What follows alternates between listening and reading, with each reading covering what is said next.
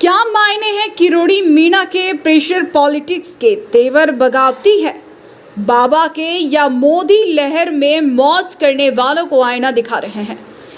किरोड़ी लाल मीणा ने पद से इस्तीफा तो दे दिया है, लेकिन इसके पीछे कोई साधारण उद्देश्य नहीं हो सकते हैं। सिर्फ मनचाहा मंत्रालय नहीं मिलना भी इकलौती वजह नहीं हो सकता है। किरोड़ी लाल मीणा 40 साल की राजनीति कर रहे हैं और लोकसभा चुनाव के क्या परिणाम होंगे इसका एहसास उन्हें चुनाव से पहले ना हो, ऐसा भी नहीं हो सकता। फिर चुनाव से पहले यह कहना कि दौसा सहित 7 सीट पर भाजपा के ना जीतने पर मैं मंत्री पद से इस्तीफा दे दूंगा, यह भी इकलौता कारण नहीं हो सकता है किरोड़ी लाल मीणा के इस्तीफे का। तो क्या है असली वजह जो अब तक सामने नहीं आ रही है?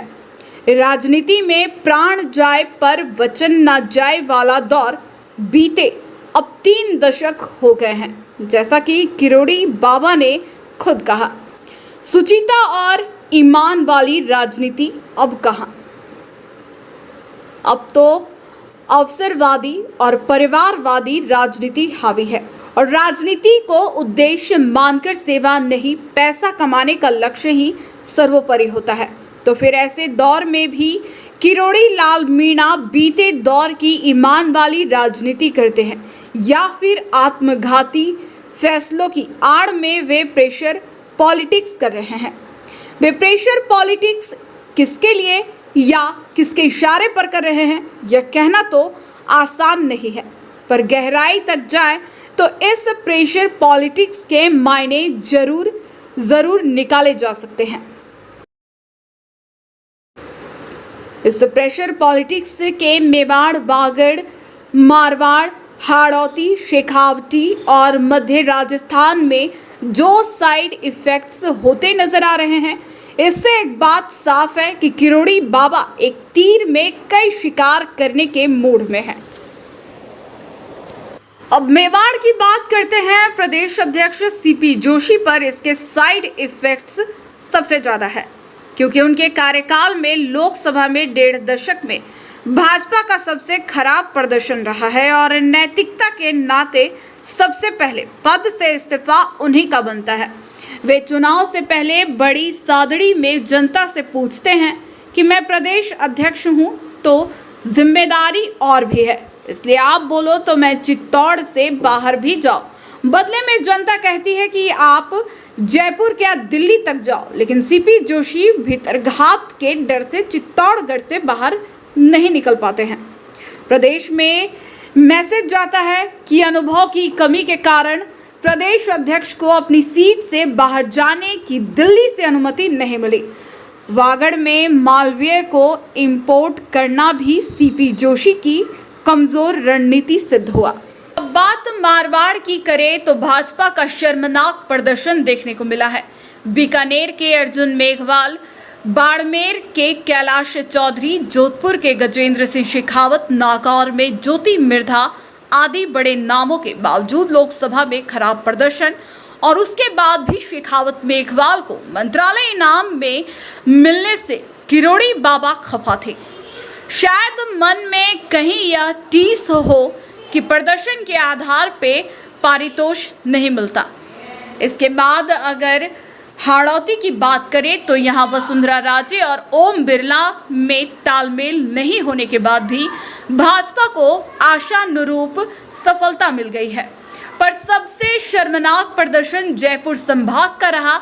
यहाँ चुरू सीट तो सिर्फ राजेंद्र राठौड़ की नाक की लड़ाई में कुर्बान कर दी।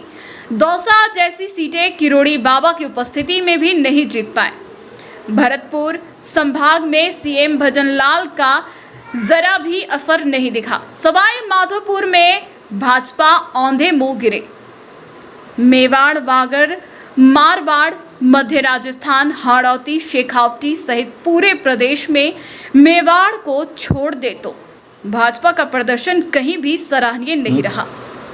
अब आपको समझ में आ रहा होगा कि प्रदेश में भाजपा के मटिया मेट के लिए किरोड़ी लाल मीणा अकेले गुनहगार नहीं, लेकिन किरोड़ी लाल मीणा सियासत के इतने मजे हुए खिलाड़ी तो हैं कि खुद आगे हो लिए और बाकियों को मैसेज दे दिया कि मेरे पीछे पीछे तुम सब भी आ जाओ इस्तीफा लेकर।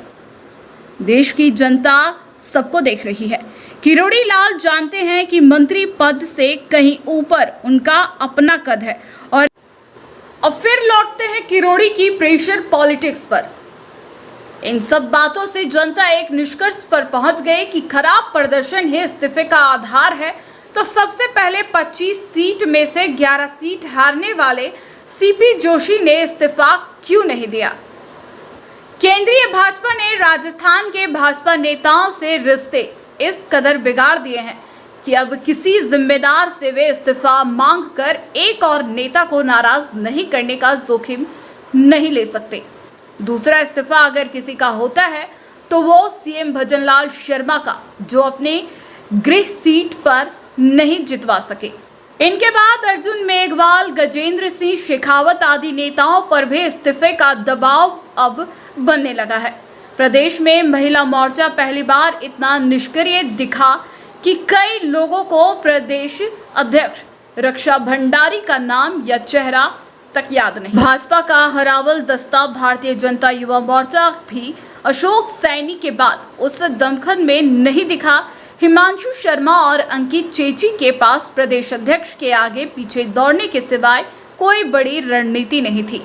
कांग्रेस से भाजपा में आए एक भी नेता ने कोई गुल नहीं खिलाया, बल्कि असली नामों निशान मिटाने का काम तो इन परायों ने ही किया।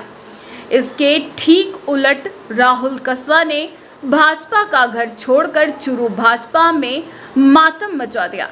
वहीं प्रहलाद गुंजल ने भी बिरला की टेंशन तो बढ़ा ही दी।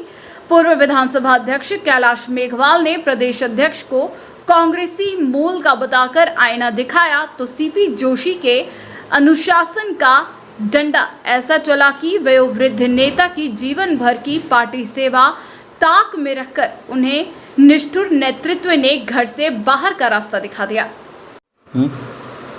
अब आपको समझ में आ रहा होगा कि प्रदेश में भाजपा के मटिया मेट के लिए किरोड़ी लाल मीणा अकेले गुनहगार नहीं, लेकिन किरोड़ी लाल मीणा सियासत के इतने मजे हुए खिलाड़ी तो हैं कि खुद आगे हो लिए और बाकियों को मैसेज दे दिया कि मेरे पीछे पीछे तुम सब भी आ जाओ इस्तीफा लेकर। देश की जनता सबको देख रही है। किरोड़ी लाल जानते हैं कि मंत्री पद से कहीं ऊपर उनका अपना कद है और एक पद के जाने से उनके कद को कोई हानि नहीं हो, पर इस कुर्बानी से वे कई ढीठ नेताओं के हलफ से हराम का निवाला छीन लेंगे। अब देखना दिलचस्प होगा कि आने वाले दिनों में इस कतार के बाकी नेताओं पर प्रेशर पॉलिटिक्स कितना असर करेगी, या फिर ढीठ की तरह ये सब नेता आंख ना और मुंह बंद करके देखते रहेंगे।